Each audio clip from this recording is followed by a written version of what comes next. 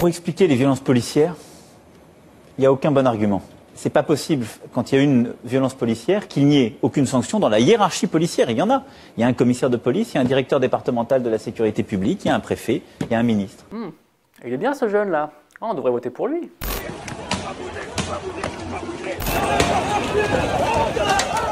Oula.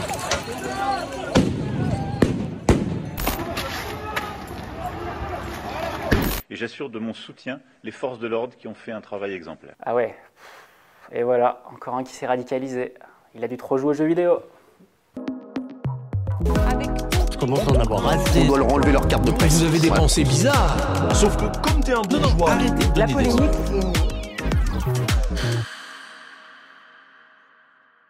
Bon, la dernière fois, vous vous en souvenez peut-être, on disait que Macron devait choisir entre sa réforme des retraites ou la démocratie. Bon, bah, il a choisi. Oui, on va continuer à avancer, à marche forcée. Et oui, non content le 22 mars de nous expliquer que pour les retraites, il ne bougera pas d'un iota, le président de la République nous a annoncé aussi que pour les prochaines réformes, bah, ce sera la même, marche ou crève. Alors pause. Sur les retraites, le président a perdu. Il a perdu la bataille de l'opinion, il a perdu dans la rue. On peut même pas dire que les syndicats ont échoué. Les manifs font le plein à chaque fois, y compris dans les territoires où on ne s'attendait pas à une telle foule. Il a perdu. Et au lieu de l'admettre, il cherche à changer les règles. Tout ne passe pas par la loi, et on passe trop par la loi dans notre République. Oh, oui, la loi, c'est embêtant la loi, toutes ces consultations, tous ces votes, tous ces 49.3. Enfin non, le 49.3 ça va, ça c'est cool, mais bon. Bref, nous avons un forcené à l'Elysée. Résultat, on l'avait vu venir, à force d'ignorer les manifestations légales, ça allait déborder de tous les côtés et faire basculer une partie des cortèges dont l'action plus radicale. Eh bien c'est fait. Alors effectivement, on était donc à Place de la Bastille où pas de cortège vraiment a été organisé, des petits groupes par-ci par-là. Un prétexte tout trouvé pour accentuer la violence policière et la répression. Depuis le jeudi 16 mars, jour du 49.3, on s'est donc habitué à ce genre d'images en boucle sur les réseaux sociaux. Et de fait, la mobilisation a changé de dimension depuis le 16 mars. Sur la forme, avec des manifs sauvages, en plus des journées syndicales déclarées, mais surtout sur le fond. C'est plus qu'une question de retraite à ce stade. Ça l'est toujours, hein. On a toujours la question fondamentale du travail, de la pénibilité et de l'usure des corps. Mais s'ajoutent à cela désormais des considérations plus larges sur la démocratie que nous voulons, l'autoritarisme et les violences d'État. En fait, ce gouvernement, tout ce qu'il fallait pas le faire, ils l'ont fait quoi. Et en fait, ils ont réussi à mettre tout le monde d'accord, même les gens qui se sentaient pas concernés par la réforme des retraites, même les étudiants à qui on avait du mal en fait à expliquer que oui, eux aussi ça les concerne, oui, eux aussi ça les précarise. Mais en fait, le 49.3, tout le monde comprend qu'en gros, on nous met juste une immense carotte quoi. C'est toute l'entreprise macroniste dont la rue fait désormais le procès. Face à cela, sans soutien de l'opinion majoritaire, ignorée, sans soutien des corps intermédiaires, méprisés, Emmanuel Macron n'a plus que la matraque comme source de légitimité. C'est une stratégie volontaire de l'escalade, du pourrissement, comme l'explique ici Sébastien Rocher. C'est vraiment des décisions politiques. Il ne faut pas regarder juste les gars des bravèmes qui sont violents. Il y a des gens qui savent l'effet de ce type d'unité et qui décident de les envoyer. C'est la première chose. Et les NAS, c'est exactement pareil. Quand on demande, et il y a pas mal d'OPJ qui ont témoigné sur les médias sociaux, quand on leur dit maintenant vous allez faire du chiffre en termes d'arrestation, mais comment vous refusez les instructions de l'autorité hiérarchique? Sans les policiers, le pays serait ingouvernable pour Macron. Une situation dans laquelle il s'est mis tout seul, comme un grand. Mais bon, rassurez-vous, on est toujours dans un pays libre où tout roule. D'ailleurs, Olivier Véran a un argument imparable pour vous le prouver. Si la France n'était pas un pays libre, c'est pas en France que Greta Thunberg viendrait faire des discours et qu'il y ait des actions qui seraient menées par les écolos.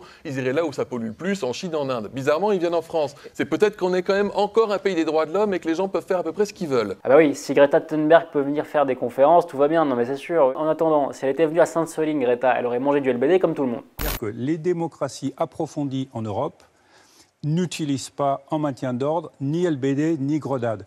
Ni la Finlande, ni la Norvège, ni la Suède, ni le Danemark, ni le Royaume-Uni, ni l'Allemagne. C'est-à-dire que les pays qui scorent le plus haut, en fait, ils ne veulent pas infliger des mutilations à la population. Mais ça nous donne une transition toute trouvée pour évoquer la deuxième arme du gouvernement, la fake news, pure et simple. À l'image de l'argument lunaire sur Greta Thunberg, on peut tout dire, absolument n'importe quoi, tant que ça permet soit d'euphémiser l'autoritarisme, soit de le justifier, quitte à mentir sans vergogne. Des manifestants ont été interpellés pour rien? Bah ils avaient qu'à pas être là, répond Darmanin. Il faut savoir que être dans une manifestation non déclarée est un délit, mérite une interpellation. Perdu, le simple fait de participer à une manif sauvage ne fait pas de vous un délinquant. Il y a eu de graves violences policières à Sainte-Soline avec 2 militants dans le coma. Eh bien Marc Fesneau, ministre de l'Agriculture, ne connaît pas ce terme. Les violences policières n'existent pas. Non, ça n'existe pas. Gérald Darmanin, décidément champion toute catégorie en matière de mensonges, n'a d'ailleurs pas vu de LBD à Sainte-Soline. Non, les gendarmes n'ont pas lancé de LBD en quad. Seules des grenades lacrymogènes ont été tirées.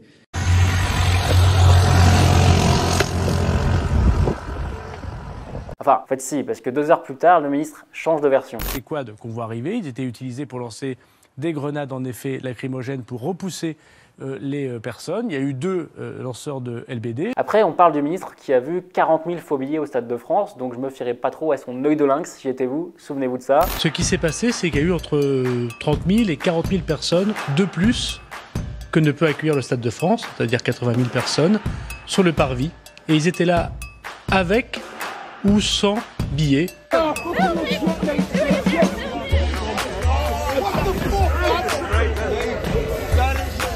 Le ministre de l'Intérieur n'a pas le monopole du mensonge, évidemment. On a eu la pension à 1 200 € avant, cette magnifique une du Parisien, regardez comme elle est belle, ou encore Elisabeth Borne le 25 mars. Nous avons fait ce que les Français attendaient de nous, construire des compromis sur des textes utiles pour nos concitoyens. Alors là, la phrase est magique. Il suffit de prononcer le mot compromis pour y croire. Mais quel compromis? Où ça? À quel moment? Quels en sont les éléments tangibles? Personne n'a été consulté si ce n'est Éric Ciotti. C'est pas un compromis ça. Il n'y a même pas eu d'étude d'impact. 90% des actifs sont contre, 2 tiers des Français en général. Mais c'est ce que les Français voulaient. Ah bon, d'accord. Dans tous ces exemples, le gouvernement tente d'imposer une réalité alternative, où la démocratie aurait fonctionné normalement, où le texte aurait été discuté, où l'État tient bon face à la violence des barbares de la rue, limite des putschistes. Quand les États-Unis d'Amérique ont vécu ce qu'ils ont vécu au Capitole, quand le Brésil a vécu ce qu'il a vécu, quand vous avez eu l'extrême violence en Allemagne, aux Pays-Bas, ou parfois par le passé chez nous, je vous le dis très nettement, il faut dire